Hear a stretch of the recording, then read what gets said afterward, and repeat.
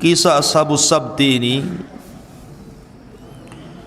disebutkan di dalam Al-Quranul Karim dalam beberapa ayat dan surat.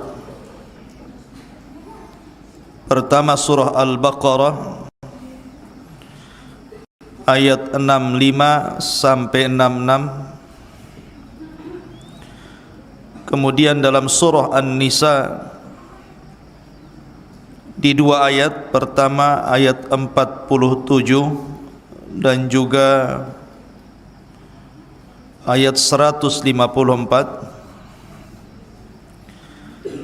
Kemudian dalam surah An-Nahl ayat 124 dan yang paling lengkap surah Al-A'raf ayat 163 sampai 167.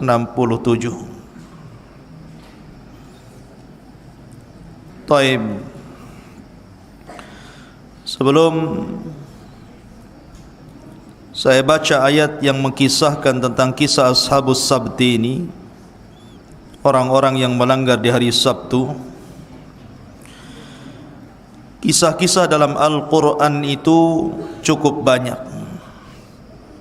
karena pembahasan Quran itu secara keseluruhan terbagi menjadi tiga. Sepertiga bicara tentang akidah,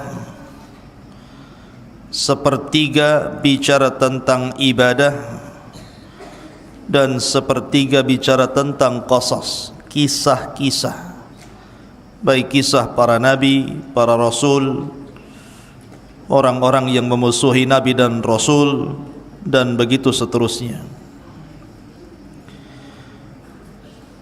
Dan kisah-kisah itu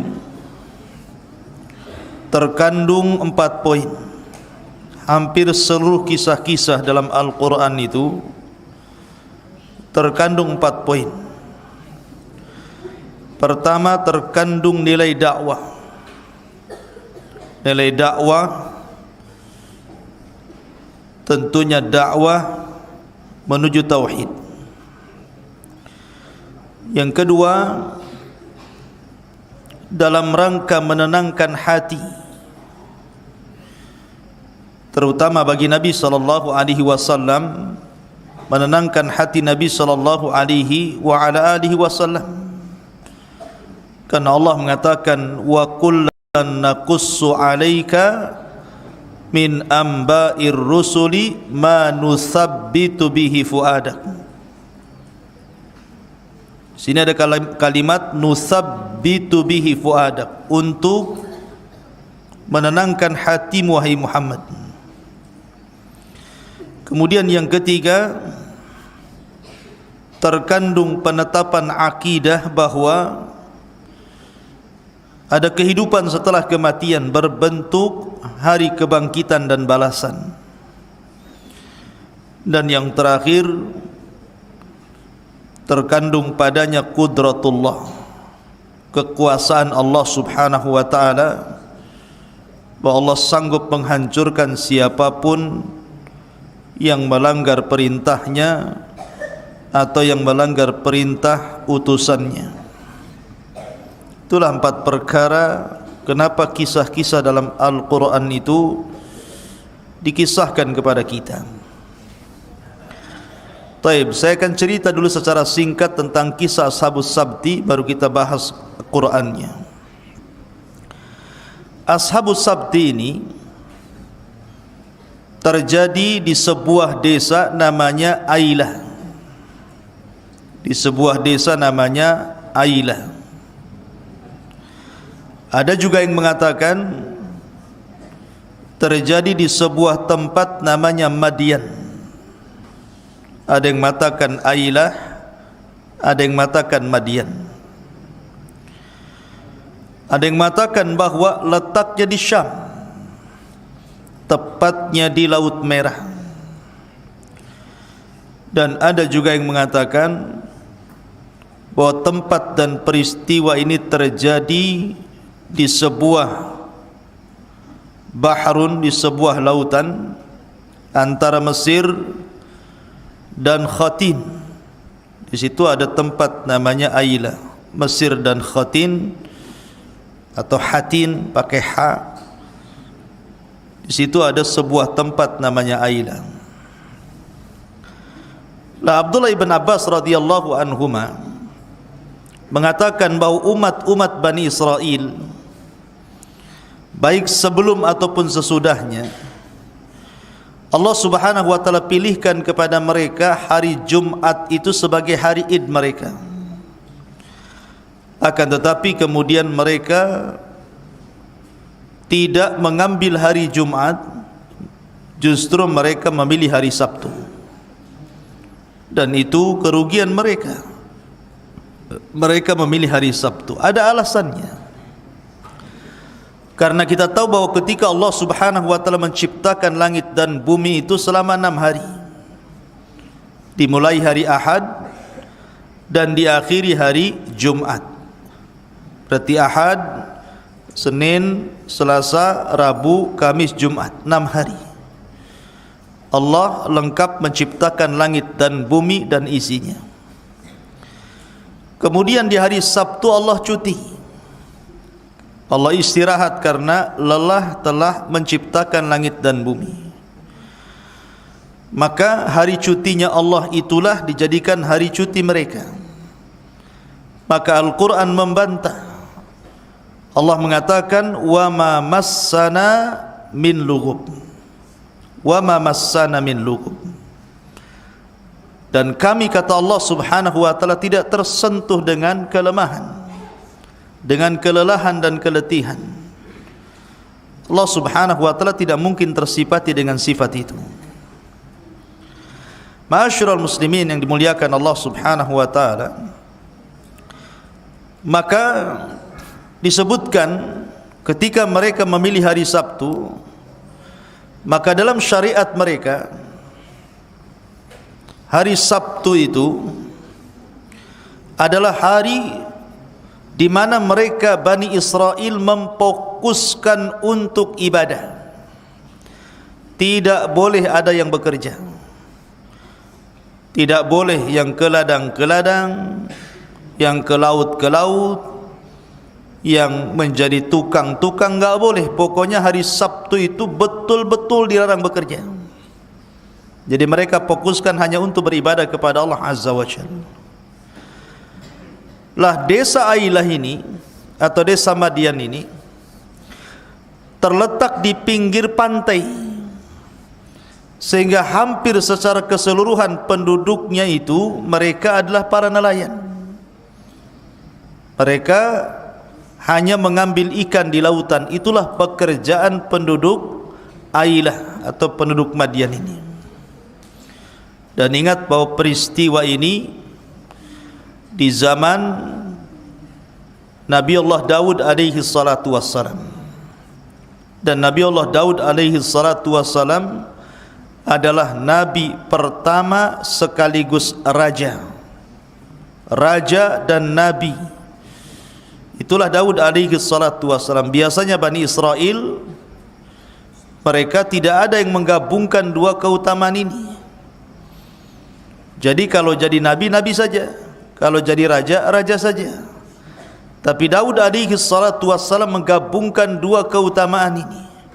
Dan dia raja pertama plus juga nabi dari Bani Israel. Kemudian disusul oleh putranya Nabi Allah Sulaiman alaihi salatu wassalam. Lah, di zaman Nabi Daud inilah peristiwa ini terjadi.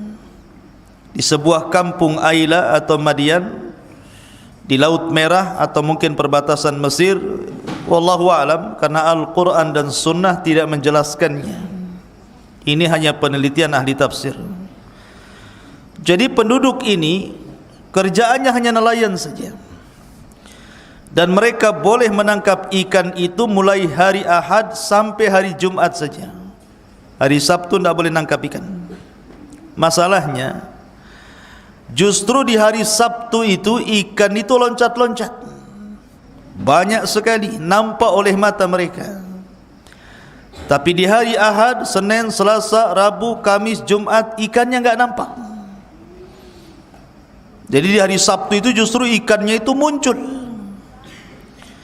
Boleh jadi kenapa hari Sabtu justru banyak ikan, bahkan sampai loncat-loncat dan nampak?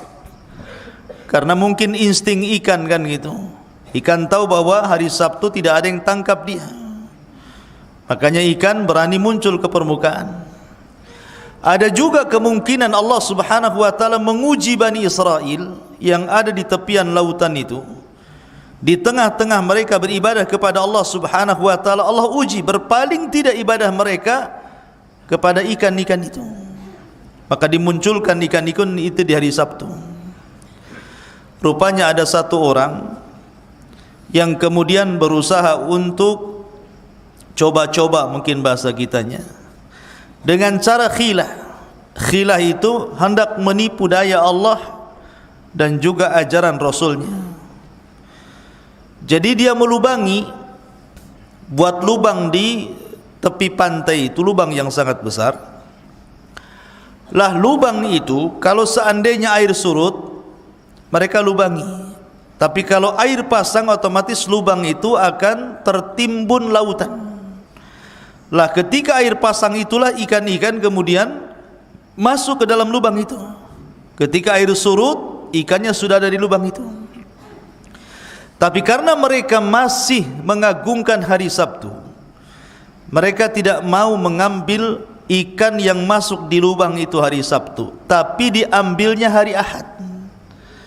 Jadi mereka pasang jala ataupun membuat lubang di hari Jumat, kemudian di hari Sabtu itu laut pasang, ikan masuk. Mereka sudah tahu di hari Sabtu itu ada ikannya, tapi karena mereka kemudian takut dengan hari Sabtu, diambilnya pula hari Minggu, padahal ikan itu hasil tangkapan hari Sabtu. Sehari dua hari, akhirnya orang yang mendapatkan ikan ini bercerita kepada tetangganya. Akhirnya tetangganya ikut-ikutan juga begitu. Kemudian tersebar lagi kepada tetangga yang lain, ikut-ikutan juga. Masang jaring hari Jumat untuk ikan hari Sabtu, diambil pula hari Ahad.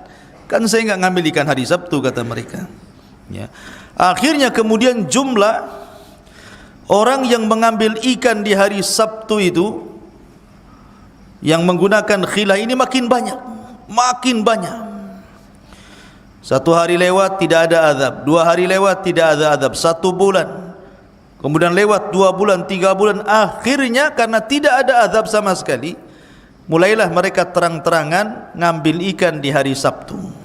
Sudah tidak pasang jala lagi di hari Jumat untuk ikan hari Sabtu, diambilnya hari Ahad, sudah tidak perlu itu lagi.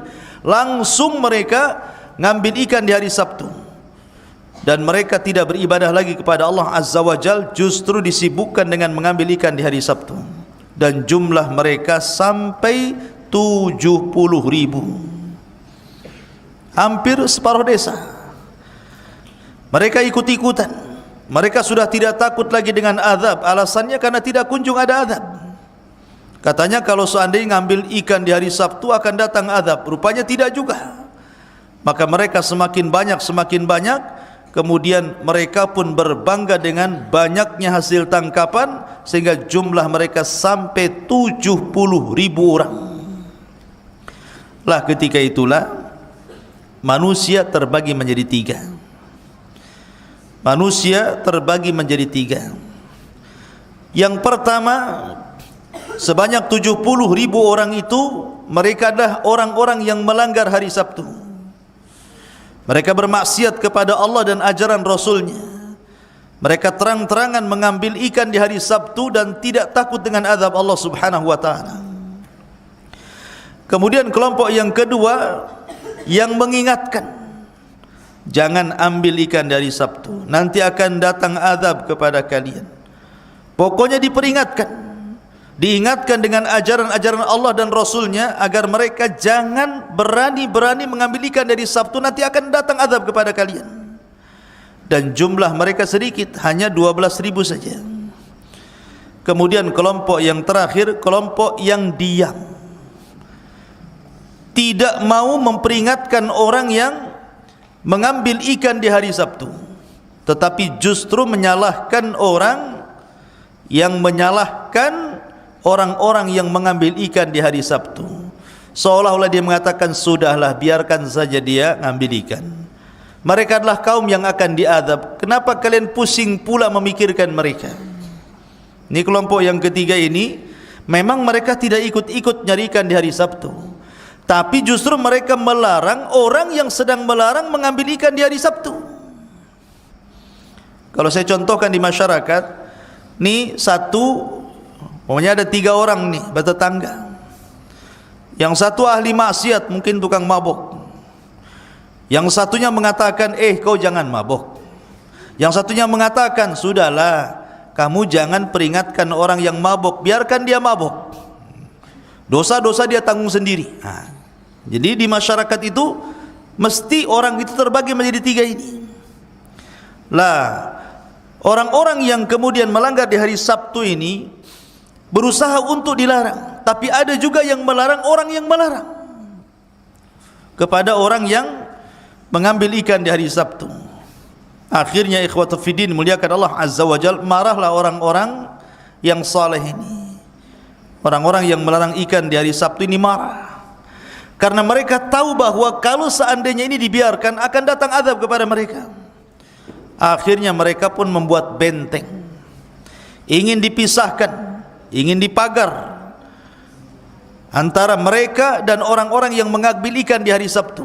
Maka mereka membuat benteng tinggi-tinggi, jangan sampai mereka hidup dengan orang-orang yang melanggar perintah Allah dan Rasulnya.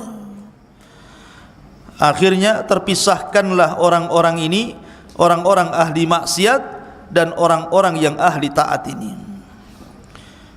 Tiba-tiba suatu hari, di balik tembok itu biasanya ramai para nelayan itu, dapat ikan banyak, ramai mereka. Tapi suatu ketika tiba-tiba di balik benteng ini senyap, tidak ada suara. Orang-orang soleh ini kaget, kenapa tidak ramai? Biasanya mereka tertawa mendapatkan ikan, bangga dan begitu seterusnya. Pada suatu hari tiba-tiba diam, tidak ada suara sama sekali, tidak ada keramaian sama sekali. Akhirnya kemudian penasaranlah orang-orang soleh yang di balik benteng ini. Cobalah kau lihat apa gerangan terjadi di balik tembok itu. Manjatlah salah seorang di antara mereka, ketika lihat dari benteng tidak ada orang, sama sekali tidak ada orang. Akhirnya mereka melaporkan bahwa di balik benteng tidak ada orang sama sekali. Padahal jumlah mereka 70.000 orang, nggak mungkin nggak nampak kan begitu. Akhirnya orang-orang soleh ini satu dengan yang lain berunding, ada apa? Dibuka nggak gerbangnya ini? Setelah mereka bermusyawarah, dibukalah gerbangnya. Rupanya berkumpul di depan gerbang ini monyet-monyet yang sedang menangis. Rupanya mereka dikutuk oleh Allah Subhanahu wa taala menjadi qiradatan khasiin, menjadi kera-kera, monyet-monyet yang dihinakan Allah Azza wa Jalla. Sebagian ahli tafsir mengatakan, yang muda-muda tiba-tiba jadi monyet, jadi kera, dan yang sudah tua mereka jadi babi. Qiradatan wal khanazir. Yang anak-anak mudanya jadi kera, yang orang tuanya jadi babi. Lah, monyet-monyet dan babi-babi ini mengenali keluarga mereka yang saleh yang di balik dinding ini. Ketika melihat itu paham, itu pamannya, itu iparnya, itu kerabatnya, tahu. Tapi orang-orang saleh sudah tidak mengenal lagi mana kerabatnya, mana saudaranya. Akhirnya kemudian karena ketakutan ditutup lagi gerbangnya. Karena mereka tidak bisa makan lagi, tidak bisa minum lagi karena sudah dirubah menjadi binatang. Maka ada yang mengatakan setelah 3 hari peristiwa itu, akhirnya Allah Subhanahu wa taala binasakan mereka semuanya. Setelah mereka jadi babi dan jadi monyet itu selama 3 hari karena mereka tidak makan dan minum, akhirnya kemudian Allah binasakan, tidak ada satupun yang hidup di balik benteng itu. Itu kisah secara global. Baik, kita akan masuk ke dalam kisah Al-Quran, kisah secara global. Kenapa saya kisahkan? Biar nyambung dengan Al-Quran yang saya baca. Saya akan mengutip satu surat saja, atau satu ayat, atau beberapa ayat dalam satu surat, surat Al-A'raf, karena ini cerita yang paling lengkap dalam surah Al-A'raf. Allah Subhanahu wa taala berfirman, was'alhum anil qaryati allati kanat hadiratal bahri idh ya'duna fi sabti idh ta'tihim khitanuhum yawma sabtihim surra'an wa yawma la yasbituna la ta'tihim kadzalika nabluhum bima kanu yafsukun. Dan tanyakanlah kepada Bani Israel tentang negeri yang terletak di dekat laut ketika mereka melanggar aturan pada hari Sabtu, ketika datang kepada mereka ikan-ikan yang berada di sekitar mereka terapung-apung di permukaan air, padahal pada hari-hari yang bukan Sabtu ikan-ikan itu tidak datang kepada mereka. Demikianlah kami menguji mereka disebabkan mereka berlaku fasik. Begini ikhwan, ketika Nabi SAW hijrah dari Mekah ke Madinah, di Madinah itu ada orang-orang Yahudi banyak, bahkan ada 3 kabilah Yahudi. Pertama, kabilah Yahudi yang namanya Bani Qunaiqa. Yang kedua, ada kabilah Yahudi namanya Bani Quraidah. Dan yang ketiga, ada Yahudi namanya Bani Nadir. Bani Qunaiqa, Bani Quraidah dan Bani Nadir. Itu 3 kabilah besar orang-orang Yahudi yang sudah lebih dahulu menduduki Madinah sebelum Nabi SAW. Tentu ada alasannya kenapa orang-orang Yahudi berhijrah sampai ke Madinah. Karena mereka meyakini bahwa di tempat itu akan muncul seorang Nabi. Walaupun belakangan setelah muncul Rasulullah, mereka justru mendustakan Nabi SAW. Lah orang-orang Yahudi itu ikhwatu fiddin di mana-mana dari dulu sampai sekarang menganggap bahwa mereka itu orang pilihan. Kita ini orang Islam, di mata orang Yahudi itu kayak pembantu, orang hina, orang lemah, orang yang tidak memiliki kemuliaan. Mereka menganggap bahwa orang-orang Yahudi itu anak-anak Allah dan orang-orang yang dicintai Allah, yang Allah katakan tentang mereka, kalaupun kami masuk neraka paling beberapa hari kemudian direct masuk surga. Itu pengakuan mereka. Mereka menghina kita dengan merendahkan kita. Kemudian cerita-cerita tentang Bani Israel dulu ditutup-tutupi oleh orang Yahudi. Maka Nabi SAW disuruh menguji mereka, seolah-olah Allah mengatakan, wahai Muhammad, coba tanyakan kepada mereka orang Yahudi yang merasa sok suci, sok mulia, yang lain rendah, yang lain hina, yang lain pembantu mereka. Tanyakan kepada mereka tentang kisah sebuah desa yang disebut dengan Aila atau Madian, yang berada di tepian Laut Merah, atau mengatakan perbatasan Mesir dan Hatin tadi. Tanyakan kepada mereka bagaimana kisahnya, karena mereka berusaha untuk menutupi kisah ini karena malu. Karena mereka kan merasa bahwa mereka itu paling tinggi derajatnya, paling mulia. Rupanya dalam kisah itu kakek buyut mereka dikutuk menjadi monyet dan juga babi.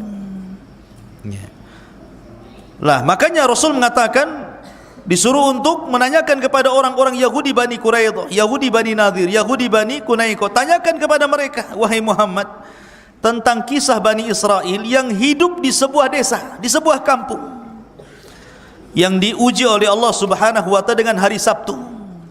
Dengan apa? Dengan ikan. Karena saya katakan dari awal bahwa hari Sabtu itu hari yang sangat sakral bagi mereka. Tidak boleh ada orang bekerja satupun. Mereka wajib beribadah kepada Allah Azza wa Jal. Tidak boleh ada yang bekerja, apalagi sampai melaut menangkap ikan. Kemudian Allah katakan, idh ya'duna fi sabti idh ta'tihim khitanuhum yawma sabtihim surra'a. Allah uji mereka dengan cara apa? Dengan cara ikan-ikan itu muncul di mana-mana, loncat-loncat lagi gitu kan, seolah-olah manggil-manggil, kemari tangkap saya, help gitu ya. Apa ngomongnya ikan itu ya. Jadi seolah-olah ngejek ikan itu ya. Jadi akhirnya kemudian orang-orang yang di pinggir laut itu aneh, kok di hari biasa tak muncul, di hari Sabtu pula muncul kan gitu. Lah, makanya Allah mengatakan wa yauma la yasbituna la ta'tihim. Ya. Ketika di luar hari Sabtu kok tidak datang ikan itu terapung.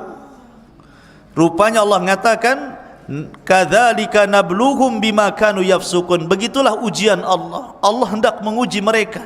Allah hendak menguji keimanan mereka. Tergeming enggak ibadah mereka dengan ikan-ikan itu. Dan setiap manusia pasti diuji. Lihat Qarun diuji dengan harta. Akhirnya Allah Subhanahu wa ta'ala tenggelamkan dengan harta dan Qarunnya sekalian. Bal'am ibn Ba'urah diuji juga dengan jabatan dan harta. Akhirnya rugi dunia dan akhirat. Setiap orang ada ujiannya masing-masing. Lah di sini orang-orang Yahudi di zaman itu diuji dengan ikan ini. Akhirnya kemudian mereka pun tidak mau mengambil di hari Sabtu. Kenapa? Karena mereka tahu kalau mereka ngambil dari Sabtu berarti melanggar perjanjian.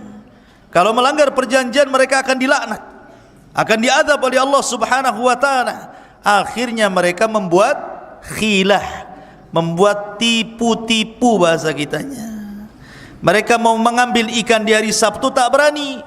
Makanya mereka pasang jaring di hari Jumat, untuk ikan di hari Sabtu diambilnya hari Ahad. Tipu-tipu tidak tuh? Tipu-tipu namanya. Ya kan? Intinya kan ikan di hari Sabtu. Makanya sebagian mereka membuat lubang karena tahu nih hari Sabtu ini laut akan pasang.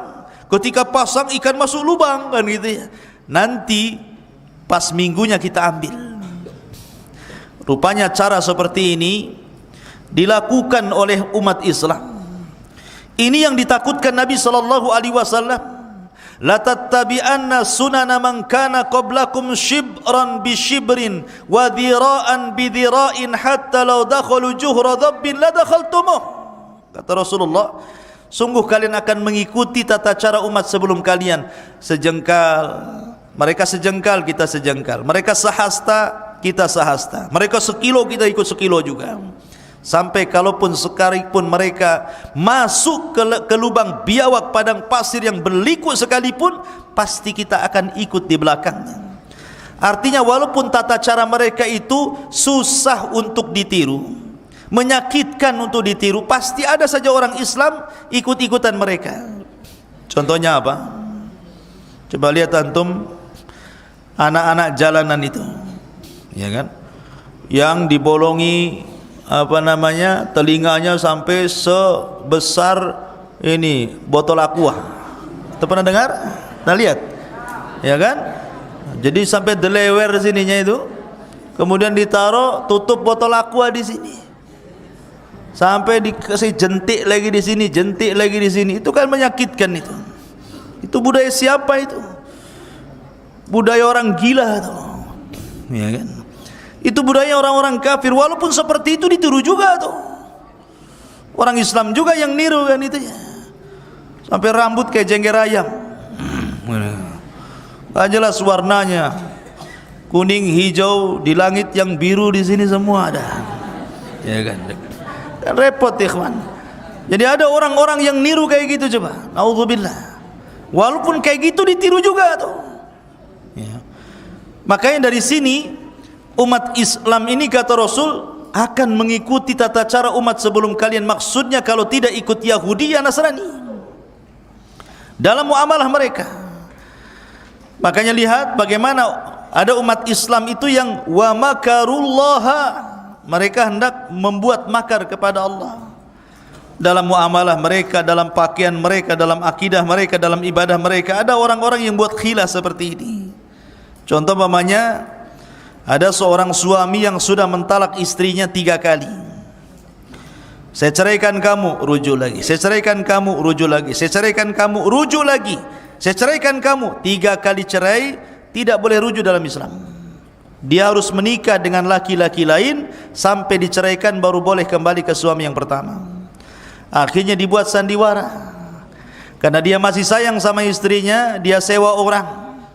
Bang, mau enggak kawin sama mantan istri saya? Tapi semalam saja saya bayar, kau nikah, ceraikan habis itu.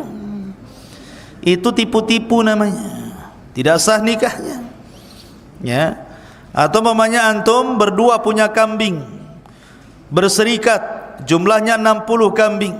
Padahal setiap 40 kambing itu zakatnya 1 kambing. Ketika datang waktu zakat, kita pisah sajalah kambing kita. Kan 60 kita bagi 2 saja, kamu 30 ambil, saya 30 ambil. Kan tidak keluar zakat tuh katanya.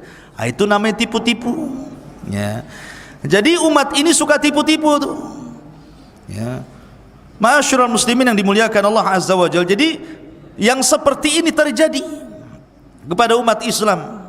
Makanya kemudian ketika itu ada orang yang geram, berusaha untuk menghalang-halangi orang yang mengambil ikan di hari Sabtu. Jangan diambil ikan dari Sabtu. Ini hari mulia, hari sakral. Jangan sampai azab Allah turun kepada mereka. Tiba-tiba Allah katakan apa? Wa idh qalat ummatum minhum lima ta'iduna qauman Allahu muhlikuhum au mu'adzibuhum adzaban syadida. Dan ingatlah ketika suatu umat di antara mereka berkata, mengapa kamu menasihati kaum yang akan dibinasakan atau diadab Allah dengan adab yang sangat keras? Udah biarkan saja. Nah, ini kelompok yang kedua nih. Dia tidak suka dengan orang yang sedang menasihati orang yang mengambil ikan di hari Sabtu. Ngapain sudah? Kenapa kamu harus menasihati kaum yang akan dibinasakan atau diadab Allah dengan adab yang sangat keras? Biarkan saja mereka.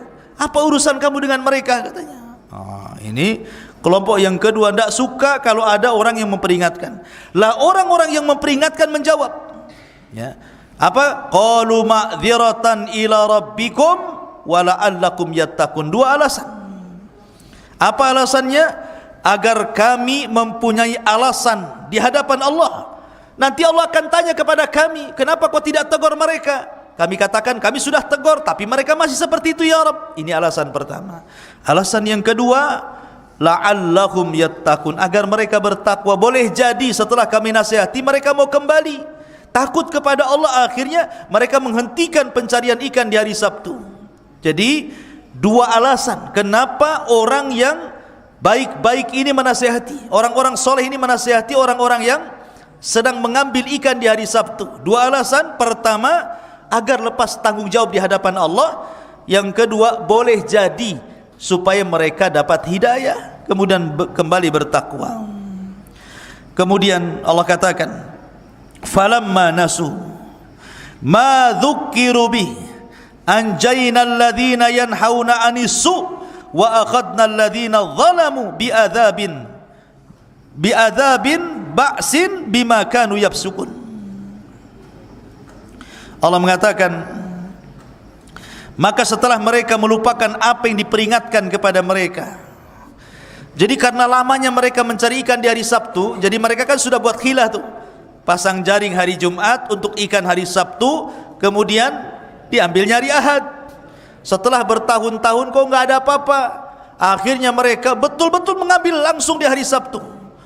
Lama-lama nggak ada apa-apa juga. Mereka ini gimana? Katanya kalau kami ngambil ikan dari Sabtu akan datang azab. Kami ini sudah ngambil ikan dari Sabtu, tak ada apa-apa katanya. Mereka lupa.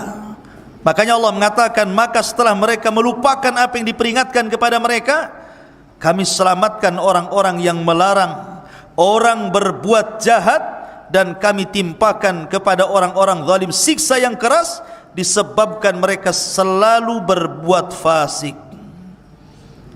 Lihat bagaimana ancamannya. Falamma atau amma nuhu anhu qulna lakum kunu qiradatan khasiin. Maka setelah mereka bersikap sombong terhadap segala apa yang dilarang kepada mereka, maka Allah katakan kepada mereka, jadilah kamu kera-kera yang hina. Tadi saya katakan kisahnya. Jadi ketika orang-orang soleh ini berusaha untuk menasihati, tidak bisa juga. Datang pula kelompok yang ketiga, sudah ngapain kau nasihati mereka? Urusan mereka, mereka itu orang yang akan diazab Allah Subhanahu wa taala. Oh, enggak bisa gitu. Supaya kami lepas tanggung jawab di hadapan Allah, atau minimal mereka sadar. Karena juga mereka makin sombong, dinasihati makin sombong, dinasihati makin sombong, akhirnya mereka pun membuat pagar pembatas. Hati-hati. Antum kau dinasihati jangan sombong. Karena di antara antum jangan begini, malah begini, jangan begitu, malah begitu pula. Maunya antum apa kan itu. Jadi Ada orang-orang yang dinasihati itu kepalanya susah, harus dipalu mungkin ya, kepalanya itu biar agak encar ya. Jadi di sini Allah Subhanahu wa taala memperingatkan setelah kemudian dibuat benteng itulah dipisahkan mana ashabul haq, orang-orang yang di atas kebenaran, dan mana ashabul batil, orang-orang di atas kebatilan. Tahu-tahu beberapa waktu setelahnya apa ribut di belakang itu? Hah? Antum dengar pengajian atau ngaji sendiri? Hah? Mana musrifnya nih? Nanti saya kalau dengar lagi tolong keluarkan aja ya. Jadi sekali lagi, jadi akhirnya orang-orang saleh ini membuat benteng antara orang-orang yang mereka berusaha untuk mencegah kemungkaran dan mengajak manusia kepada kebaikan, dengan orang-orang yang mereka terlibat dalam kemaksiatan karena mencari ikan di hari Sabtu. Buat benteng besar, dipisahkan. Nah, di sini Allah Subhanahu wa taala menurunkan azabnya kepada mereka. Menurunkan azab kepada mereka berupa mereka dibuat seperti kera yang dihinakan. Kera, betul-betul kera ya. Makanya kemudian ikhwatu fiddin muliakan Allah Subhanahu wa taala, apakah kemudian apa yang terjadi pada zaman Bani Israel di masa Nabi Allah Daud alaihi salatu wassalam ini? Jadi kalau ada orang bertanya, apakah sekarang kera-kera yang ada di hutan-hutan itu, kan banyak tuh kera di hutan itu. Kalau antum ke jembatan berapa itu, jembatan terakhir ya, dekat penampungan orang kena Covid itu, di Barelang sana itu keranya di jalan-jalan tuh, banyak kera. Jadi kalau antum naik motor dihadang kera di sana. Yang nilang itu bukan polisi, kera ya. Antum bawa apa gitu kan, dihadang sama kera-kera itu. Apakah kera-kera di zaman sekarang yang banyak di kebun binatang, di hutan-hutan itu adalah kera-kera keturunan Bani Israel yang dikutuk itu, ataukah berbeda ya? Maka para ulama mengatakan ada hadis dari Abdullah ibn Abbas radhiyallahu anhuma, keluarkan Imam Muslim, dari Abdullah ibn Mas'ud Abdullah ibn Mas'ud radhiyallahu an. Qala rajulun, ada seorang laki-laki berkata, ya Rasulullah, wahai Rasulullah, al-qiradatu wal khanaziru hiya mimma musikh. Hadhihi al-qiradatu wal khanaziru allati naraha fil waqi hal hiya min ajyal au naslul mamsukhin.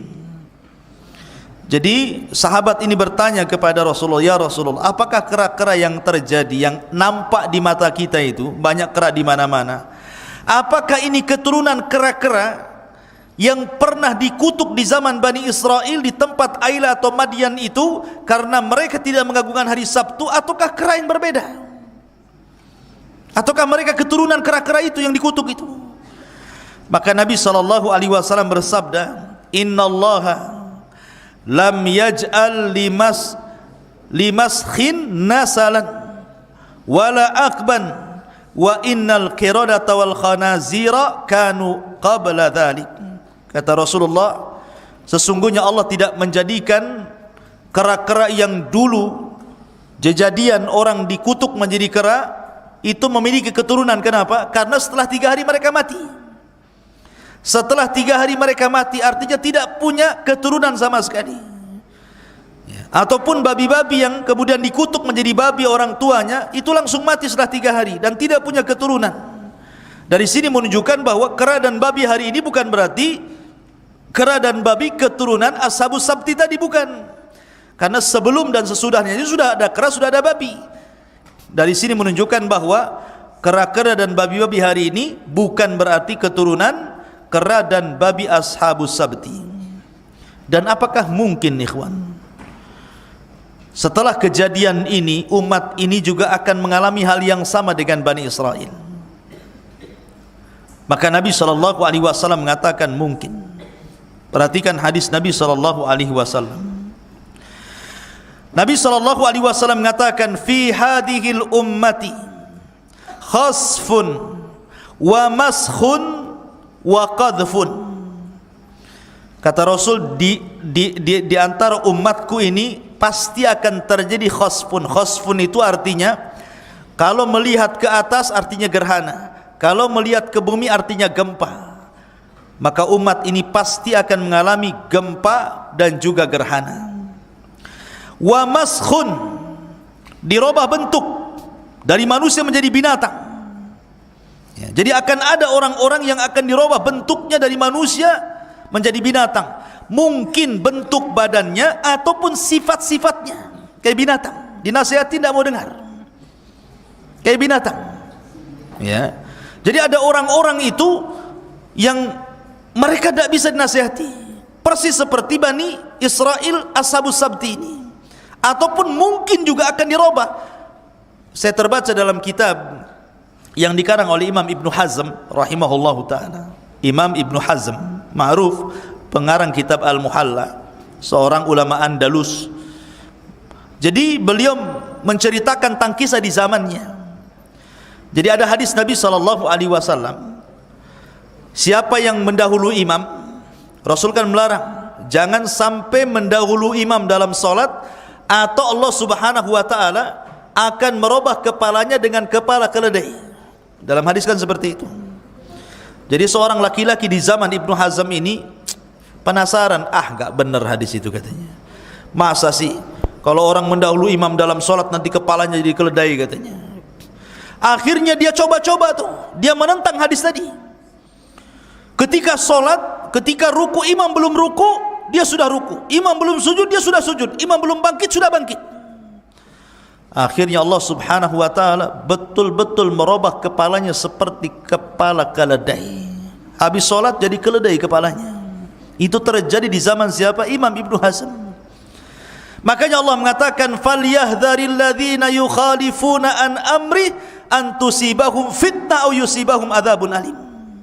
Hendaklah takut orang-orang yang menyelisih perintah Allah dan Rasulnya akan ditimpakan kepada mereka azab ataupun fitnah. Fitnah atau azab yang sangat pedih. Jadi orang-orang yang menyelisih sunnah itu terkadang azabnya hari itu juga Allah Subhanahu wa ta'ala kirim. Maka di zaman Rasul ada orang yang makan dengan tangan kiri. Maka Rasul mengatakan, kul biyaminik, makan dengan tangan kananmu. Orang ini belum dicoba sudah mengatakan mastata'tu ya Rasul, aku tidak bisa Rasul. Kurang ajar enggak tuh? Belum dicoba sudah bilang enggak bisa wahai Rasul. Maka Rasul doakan, idzan mastata'ta abadan, kalau begitu engkau tidak akan bisa selamanya. Setelah Rasul mengatakan seperti itu, dua-duanya enggak bisa diangkat. Yang kanan enggak bisa diangkat, yang kiri enggak bisa diangkat. Jadi setruk. Coba melawan Nabi SAW. Ya. Ada juga yang kemudian melawan hadis Nabi SAW. Idza staiqadha ahadukum min naumihi falyaghsil yadayhi thalathan. Kata Rasul, apabila kalian bangun dari tidur, cuci tangan 3 kali. Jadi kalau antum nanti malam tidur, besok pagi sebelum mengambil makanan, sebelum berwudu, sebelum apa saja, cuci dulu tangan 3 kali. Fa inna ahadakum la yadri aina batat yadah. Karena salah seorang di antara kalian tidak tahu tangan kita ini menginap di mana semalam. Karena antum tidak tahu, karena tangan antum kan nggak diikat. Nanti belusukan kemana-mana tangannya, ke belakang, ke depan, ke kiri, ke kanan, nggak tahu tangan kita kemana-mana. Ya, masuk ke dalam sarung, keluar sarung, macam-macam. Jadi kata Nabi, cuci. Karena dikhawatirkan tangan kita ini kemana-mana. Ada pula seorang yang kurang ajar dengan hadis Nabi SAW. Dia mengatakan, ana adri aina batat yadi, saya tahu di mana tanganku menginap semalam. Rasul mengatakan enggak tahu, dia pula mengatakan tahu. So tahu berarti kan. Akhirnya memang Allah uji dia. Pas keesokan dia tidur, kemudian dia bangun, apa yang terjadi? Satu hasta tangannya masuk ke liang dubur. Satu hasta berapa? Dari sini ke sini nih, satu hasta nih. Coba masuk ke liang dubur. Ketika bangun kaget dia, tangannya sudah ada dalam dubur. Sekarang tahu di mana dia menginap kan? Inilah orang-orang yang menghina Nabi SAW. Rasul mengatakan tidak tahu, kau pula mengatakan tahu. Ya. Makanya terkadang ada azab Allah Subhanahu wa taala itu disegerakan Allah Azza wa Jalla. Maka jangan sampai seseorang itu menghina sunnah Rasul, tapi agungkan sunnah Nabi sallallahu alaihi wasallam. Maka Rasul mengatakan umat ini pun sama, akan terjadi maskhun, akan dirubah. Kemudian sahabat bertanya, kira-kira kalau seandainya itu terjadi, itu kapan wahai Rasul? Maka dengarkan kata Nabi sallallahu alaihi wasallam, idza dhaharatil qainat wal ma'azib wa syuribatil khumur. Kalau sudah tampak al-qainat, para biduan-biduan wanita, wal ma'azib, banyaknya alat-alat musik, wa syuribatul khumur, dan diminumnya khamar, maka manusia akan berubah jadi binatang. Mungkin badannya tetap manusia, tetapi hati dan otaknya jadi binatang. Lihat kalau orang mabok, kemudian di situ ada alat musik, di situ ada perempuan, kayak di diskotik itu udah nggak bedanya dengan binatang. Ya, nggak punya akal. Kadang-kadang kemudian orang mabuk ini keluar ke sepoyongan, masuk di got, disangka tidur di kasur, bangun-bangun dalam got katanya. Itulah orang nggak sadar, orang stres. Kadang-kadang nampar orang nggak sadar ditampar dia. Kadang-kadang ngaco nggak karu-karuan. Ya. Jadi orang-orang ini sudah dirubah, ataupun nanti boleh jadi kejadian Ashabus Sabt tidak akan terulang. Ya. Artinya di sini bahwa makanya kenapa Allah Subhanahu wa taala di dalam Al-Qur'an, dalam surah Al-Baqarah ayat 65-66, apa kata Allah? Walaqad alimtumul ladzina i'tadaw minkum fi sabti faqulna lahum kunu qiradatan khasiin faja'alnaha nakalan lima baina yadayha wa ma khalfaha wa mau'idatan lil muttaqin. Dan sesungguhnya kalian sudah tahu orang-orang yang melanggar di antara kalian pada hari Sabtu. Lalu kami firmankan kepada mereka, jadilah kalian kera-kera yang hina. Maka kami jadikan yang demikian itu peringatan bagi orang-orang di masa itu dan bagi mereka yang akan datang kemudian. Kita-kita ini yang akan datang kemudian, serta menjadi pelajaran bagi orang-orang yang bertakwa. Itulah di antara kilasan kisah Ashabus Sabti, dan ini pelajaran besar bahwa begitulah Allah Subhanahu wa taala hinakan orang-orang Yahudi yang merasa mereka lebih mulia dan yang lainnya hina. Naudzubillah summa naudzubillah. Wallahu a'lam bissawab. Taib. Okay. Subhanakallah bihamdika asyhadu an la ilaha illa anta astaghfiruka wa atubu ilaik. Assalamualaikum warahmatullahi wabarakatuh.